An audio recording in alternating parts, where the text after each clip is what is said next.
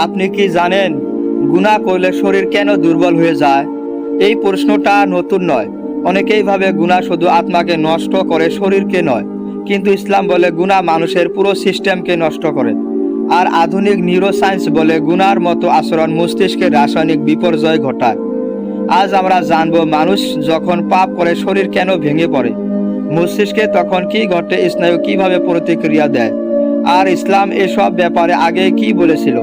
পুরো বিষয়টা এমনভাবে ব্যাখ্যা করব যাতে সবাই সহজে বুঝতে পারে। এটা কাউকে ভয় দেখানোর ভিডিও নয়, বরং বোঝানোর ভিডিও। তাহলে চলো শুরু করি আমাদের গভীর যাত্রা।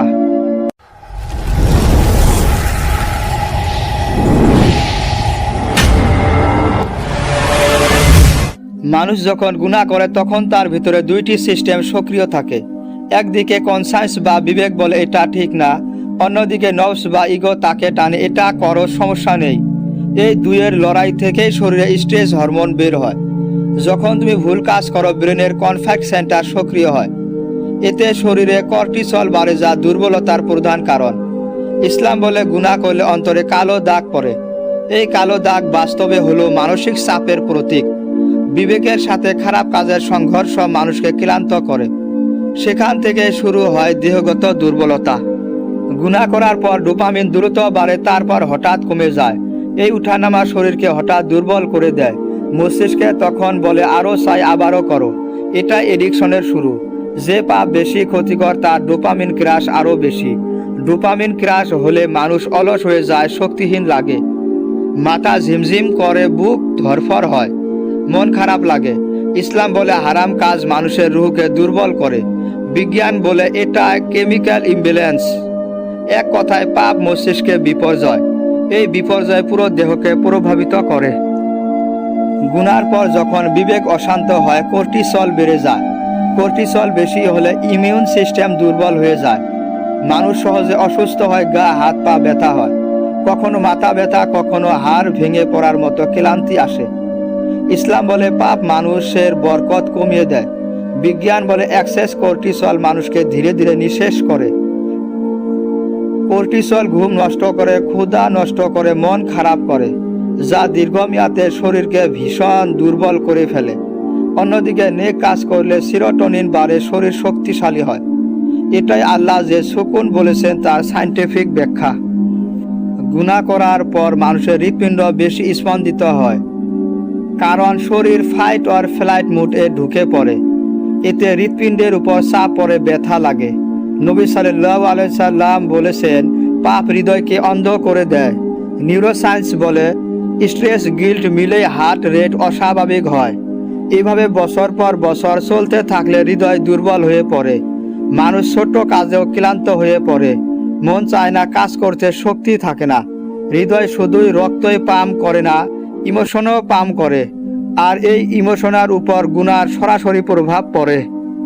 যারা গুনাহে ডুবে থাকে তাদের ঘুম সাধারণত খারাপ হয়। কর্টিসল রাতে কমার কথা, কিন্তু গুনাহ সেটা বাড়িয়ে রাখে। এতে গভীর ঘুম হয় না, বারবার ঘুম ভেঙে যায়। বিজ্ঞান এটাকে বলে স্লিপ সাইকেল ডিসরেপশন। ইসলাম বলে হারাম কাজ আল্লাহর রহমত থেকে দূরে সরিয়ে দেয়। আর রহমত দূরে গেলে শান্তি কমে, ঘুম নষ্ট হয়। ঘুম নষ্ট হওয়া মানেই পরের দিন শরীর দুর্বল। ব্রেন ঠিকমতো রিফ্রেশ না হওয়ায় এনার্জি কমে যায়। গুনাহ যত বাড়ে ঘুমের সমস্যা তত বাড়ে। এটাই দেহ দুর্বলতার অন্যতম প্রধান কারণ। গুনাহ করলে মানুষ নিজের প্রতি লজ্জা পায়। এই লজ্জা শরীরের ভিতর চাপ তৈরি করে। একসময় মানুষ নিজেকে ওয়ার্থলেস মনে করে। এটা মানসিক রোগের শুরু। যখন মনে হয় আমি খারাপ মানুষ, তখন শরীরের শক্তি কমে যায়। সেলফ স্ট্যান্ড কমলে নার্ভাস সিস্টেম দুর্বল হয়। ইসলাম বলে পাপ মানুষকে নিজের কাছে ছোট করে দেয়। মন ছোট হয়ে গেলে দেহ ভেঙে পড়ে। যে ব্যক্তি আল্লাহকে ভয় করে তার মধ্যে শক্তি থাকে। যে পাপগুলো শারীরিক, যেমন মাদক, হারাম সম্পর্ক, এসব সরাসরি স্নায়ুকে ক্ষতিগ্রস্ত করে। হারাম উত্তেজনায় মস্তিষ্ক অতিরিক্ত ডোপামিন মুক্ত হয়। তারপর দ্রুত কমে গেলে স্নায়ু দুর্বল হয়ে পড়ে। এক সময় শরীর হালকা লাগে, শক্তি থাকে না। ইসলাম সব হারাম কাজ নিষিদ্ধ করেছে মানুষের ভালোর জন্য। পৃথিবীর সব নিউরোসায়েন্স বই মানে এডিকশন ডিস্ট্রয় দ্য নার্ভাস। নব যে আনন্দ দেয় সেটা অল্পক্ষণের। কিন্তু তার প্রভাব দীর্ঘমেয়াদে ধ্বংসাত্মক। এইভাবেই গুনাহ স্নায়ুকে মরে যেতে বাধ্য করে। গুনাহ শুধু ধর্মীয় সমস্যা নয়, এটা বৈজ্ঞানিকও। বিজ্ঞান বলছে গুনাহ মানুষের মস্তিষ্ক ক্ষতিগ্রস্ত করে। ইসলাম বলছে পাপ অন্তরকে অন্ধ করে, শক্তি নষ্ট করে। দুটি কথা একই পথে এসে মিলে যায়। পাপ মানুষকে ভিতর থেকে ভেঙে দেয়, আর নেক কাজ মানুষকে ভিতর থেকে শক্ত করে। নিজের শরীর, মন, রুহ সব কিছু বাঁচাতে হলে হারাম থেকে দূরে থাকা ছাড়া আর উপায় নেই। তওবা যত শক্তিশালী, মানুষ তত শক্তিশালী। এটাই ইসলাম প্লাস নিউরোসায়েন্সের মিলিত সত্য। আপনি যদি চান সত্য কথা সারা বিশ্বে ছড়িয়ে যাক, তাহলে চ্যানেলটি সাবস্ক্রাইব করে সাথেই থাকুন।